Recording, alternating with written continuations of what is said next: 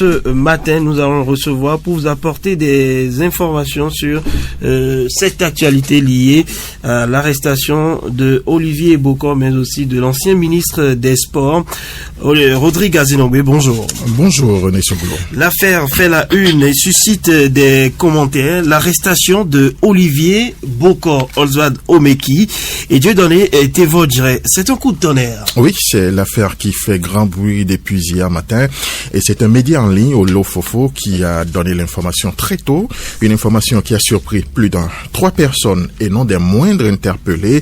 Vous l'avez dit tantôt, mais c'est le profil et le pédigree des 3 qui laisse un peu perplexe. Olivier Bokor, on ne le présente plus, il est l'ombre de Patrice Talon, son homme de confiance, son alter ego, Oswald Omeki, ancien ministre des Sports, et qui fut aussi très proche de Patrice Talon, on se rappelle, au temps du président Yahi Boni Koman.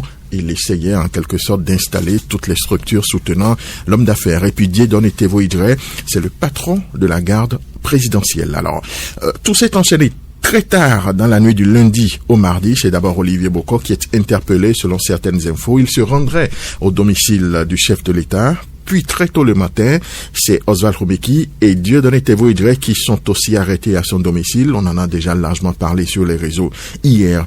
Aucune information officielle jusqu'à présent n'a filtré pour confirmer ou infirmer ces informations. Bref, on est toujours en attente. Alors, Rodrigue, qu'est-ce qu'il a concrètement reproché pour justifier ces arrestations et où sont-ils? Alors, jusqu'à ce matin, bien malin qui pourrait dire ce qu'on leur reproche. C'est vrai que les informations circulent depuis hier. On ne va pas parler de ces informations tant qu'on n'a pas encore une preuve officielle. On parle d'accusations, mais on va pas spéculer là-dessus. Mais on attend une déclaration, comme je l'ai dit, officielle du procureur de la République, ou en tout cas des responsables judiciaires pour essayer de comprendre réellement ce qui se passe. Hier nuit, aux alentours de 22h, c'est un collectif d'avocats qui a donné une conférence de presse, un collectif d'avocats qui défend les intérêts des 3 hommes, mais selon les explications, personne ne sait où se trouve Olivier Bokor. Écoutons Maître Ayodele Aounou, il est l'un des conférenciers et le porte-parole des avocats. Il n'est possible, ni à sa famille, ni à nous-mêmes, ces avocats, de savoir où et dans quel état se trouve Monsieur Olivier Bokor, sans doute privé d'aliments, mais je vous le dis, et surtout de ses médicaments. En ce qui concerne l'ancien ministre Oswald Omeki et le chef de la garde présidentielle Dieudonné Tevodjre, ils auraient été arrêtés ensemble au domicile du premier, mais Maître Ayodele Aounou dénonce une procédure qui ne respecte pas les normes. On l'écoute. Dans la nuit du 23 au 24 septembre 2024, aux environs de 2 heures du matin, les éléments de la brigade criminelle d'Agbangandan ont fait irruption au domicile de M. Oswald Omeki, qui s'y trouvait avec M. Dieudonné Tevodjre. Il s'y a de préciser que les 2 personnalités sont connues, amies de longue date. Alors, une fois dans la concession, les policiers sous les ordres du commandant de la dite brigade, présents sur les lieux également, se sont directement dirigés vers l'un des véhicules de M. Omeki en stationnement dans son garage. Ils ont procédé à la perquisition du dit véhicule et y ont découvert des numéraires qu'ils ont saisis. La police n'a plus effectué quelques autres fouilles après la découverte des numéraires avant de conduire manu militari M. Omeki et M. Tevodjre dans les locaux de la garde criminelle d'Agbangandan. Cette saisie, cette interpellation et les actes qui s'en sont suivis constituent une énième violation de la Constitution de notre pays et des lois républicaines dont notre État s'est librement doté. Alors, je précise que Oswald Omeki, pour l'heure, est en garde à vue à la brigade criminelle de Cotonou. Mais ça, vous l'aviez dit aussi, aucune réaction officielle. Oui, les autorités judiciaires se prononceront à coup sûr, ça c'est une certitude, parce que c'est une affaire quand même sérieuse et qui implique des personnalités en vue du pays. On parle de Olivier Bokor, de Oswald Omeki, de Dieudonné Tevodjre, comme je l'ai dit, ils ne sont pas n'importe qui au niveau de la République, ce sont quand même des personnes d'un certain niveau, au niveau en ce qui concerne les responsabilités qu'ils occupent et qu'ils ont occupées, sauf peut-être Olivier Bokor. Mais pour l'heure, l'étape de l'enquête et des auditions est en cours. Ce n'est qu'après cela que le procureur sûrement se prononcera. Mais en attendant, les avocats exigent la libération des personnes arrêtées. On écoute Maître Ayodele Aounou. en vertu des normes républicaines en vigueur. 1. Exigeons et nous entendons de soutenir la libération immédiate et sans condition de notre client Oswald Omeki et Dieudonné Tévois-Gray. Appelons au respect des fondamentaux de notre République par tout citoyen chargé d'une fonction publique aux fins de la préservation de la paix, de l'état de droit et de la démocratie durable. Nous réservons le droit de saisir telle juridiction nationale, régionale et internationale ainsi qu'il appartiendra. Nous, avocats de M. Olivier Bokor, 1. Dénonçons son enlèvement par des hommes en armes dans la nuit du 23 au 24 septembre 2024. 2. Dénonçons la violation flagrante des fondamentaux de l'état de droit. Exigeons des autorités politico-judiciaires de notre pays des déclarations immédiates quant aux lieux et conditions de détention de M. Olivier Bokor, de tout ce qui précède. Il découle nécessairement la nullité absolue de toutes les procédures initiées à l'encontre de M. Bokor, Omeki et Tévois-Gray. Voilà pourquoi nous exigeons ici et maintenant sa mise en liberté immédiate, tirée du caractère arbitraire de son enlèvement. Voilà, Rodrigue Azilongwe, quelle analyse faire de cette situation qui plus est très délicate? Alors pour l'heure, il sera difficile de faire une analyse sur la situation si on n'a pas tous les tenants et les aboutissants de cette affaire. Ce qui est frappant quand vous lisez les réactions depuis hier jusqu'à ce matin, la grande majorité des Béninois semblent détachés et penchent pour une théorie complotiste, mais en tant qu'analystes, nous devons donc d'être prudents, d'attendre, d'avoir les informations nécessaires et pour pouvoir tirer une conclusion et pouvoir faire des analyses qui s'imposent dans cette affaire pour l'instant qui est à l'étape d'enquête. Voilà, wait and see comme le disent les Anglais. Merci à vous, Rodrigue Azilongwe. On marque la pause avant le coup de fil du jour. Bénin, un spectacle de rassasiés offert à un public affamé. Dans ce pays, son collègue Martin Rodriguez a traversé le désert.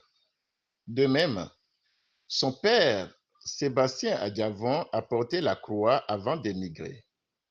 Et nul n'a senti la solidarité de l'influent opérateur économique du régime envers ses collègues en exil.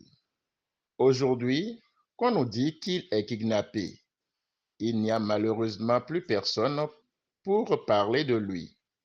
Pendant que l'important dossier de l'enlèvement et de la déportation de l'activiste chroniqueur Steve Amoussou évolue vers une décision de justice fortement attendue, c'est finalement un fait divers qui vient polluer l'atmosphère politique.